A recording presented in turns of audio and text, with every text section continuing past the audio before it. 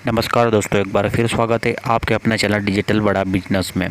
दोस्तों, आज हम बात करने वाले हैं भारत एटीएम के बारे में। भारत एटीएम एप्लीकेशंस जो है कि नियो बैंक का एप्लीकेशन से है। इस एप्लीकेशन ने बहुत सारे रिटेलर का अमाउंट होल्ड करके रखा हुआ है। दोस्तों, यहाँ पर बात की जाए कि ये जो अमाउंट होल्ड किया है इसका जिम्मेदार कौन है। भारत एटीएम एक नियो बैंक का एप्लीकेशन है या सिर्फ एक एप्लीकेशन है। अब इसको जो सर्वर दिया है वो बैंक है एयरटेल पेमेंट बैंक और दूसरी है आईसीआईसी बैंक। यह पहले एयरटेल पेमेंट बैंक का सर्वर यूज़ करता था, फिर बाद में आईसीआईसी बैंक का सर्वर यूज़ करता है। तो इस जो होल्ड अमाउंट है इसका जिम्मेदार भारत एटीएम ऐप है या फिर एयरटेल पेमेंट बैंक है या फिर आईसीआईसी बैंक है।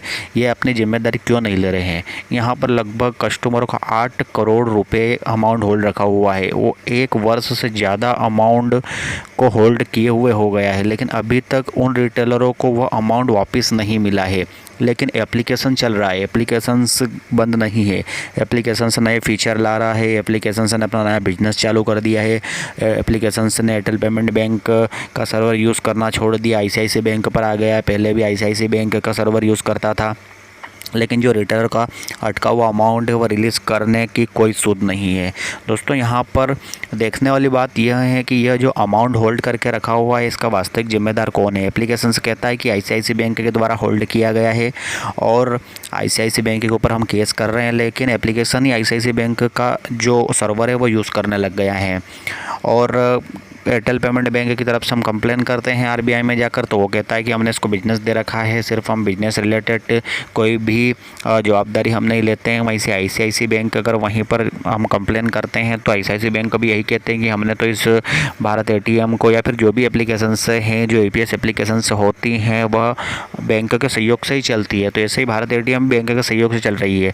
तो हम आईसीआईसी बैंक में जाकर कंप्लेन करते हैं तो वो भी ये कहती है कि हमने तो सिर्फ बिजनेस दे रखा है, अब हमारी जवाबदारी ये नहीं बनती है कि वह क्या करता है। तो दोस्तों, जब ये बिजनेस आपको देना ही था तो इनसे कुछ रूल्स के हिसाब से इनको बिजनेस देना था कि अगर अमाउंट होल्ड होगा तो ये आपको रिलीज़ करवाना है, या फिर कोई परेशानी आती है तो आपको रिलीज़ करवाना है। यहाँ पर अगर किसी का ट्रांजैक्शन पर कंप्लेन होती है तो बैंक तुरंत एक्शन लेती है हमारे ऊपर, लेकिन यहाँ पर अगर हमारा अमाउंट होल्ड होता है तो बैंक एक्शन लेने के लिए तैयार नहीं है।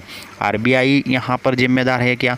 अगर आरबीआई जिम्मेदार है तो आरबीआई को यहाँ पर एक ऐसी एप्लीकेशंस बनानी चाहिए या फिर एक ऐसी रिपोर्ट सिस्टम बनाना चाहिए जैसे कि हम इन बैंकों पर अगर अमाउंट हमारा होल्ड होता है या हमें हमारा अमाउंट नहीं मिलता है या फिर हमारे साथ में कोई फ्रॉड होता है ऐसी एप्लीकेशनों के थ्रू, तो हम उसकी शिकायत उन पर कर सकें।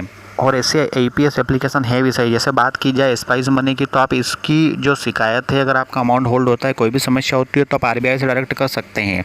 उसका नाम भी उन कंपनियों के अंदर आता है जिनकी शिकायत आप आरबीआई के अंदर कर सकते हैं और जिनको आरबीआई मान्यता देती है।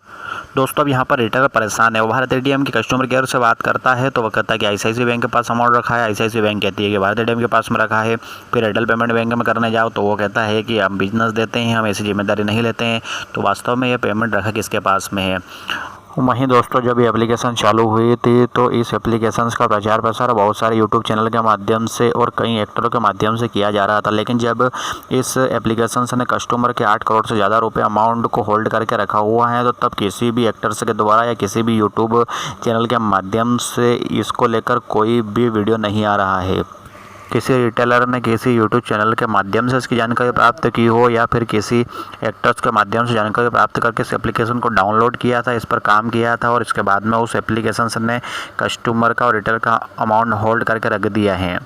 दोस्तों, अगर इसके अमाउंट के रिलीज़ करने की न्यूज़ में आपको बताऊं तो अभी तक कोई भी सूद यहाँ पर आपके लेने वाला नहीं है। भारत एटीएम की तरफ से कोई भी एप्लीकेशंस के थ्रू से इसके नोटिफिकेशन जारी नहीं की गई है कि कब तक आपका अमाउंट रिलीज़ हो जाएगा। यह भारत एटीएम के रिटेलर के साथ में बहुत ही गलत हो रहा है। हाल फिलहाल तो यही खबर है कि आपका अमाउंट रिलीज़ करने की कोई भी न्यूज़ अब नहीं आई है। दोस्तों, आज के वीडियो में बस इतना ही। जब तक भारत एटीएम आपके अमाउंट को रिलीज़ नहीं करता है, हम अपने चैनल के माध्यम से भारत एटीएम के लिए और आपके लिए वीडियो लाते रहें। अगर आप हमारे चैनल पर नए हैं तो चैनल को लाइक और सब्सक्राइब जरूर कर लें। मिलते हैं एक और नए वीडियो में, जब तक के लिए आप सभी दोस्तों को जय हिंद।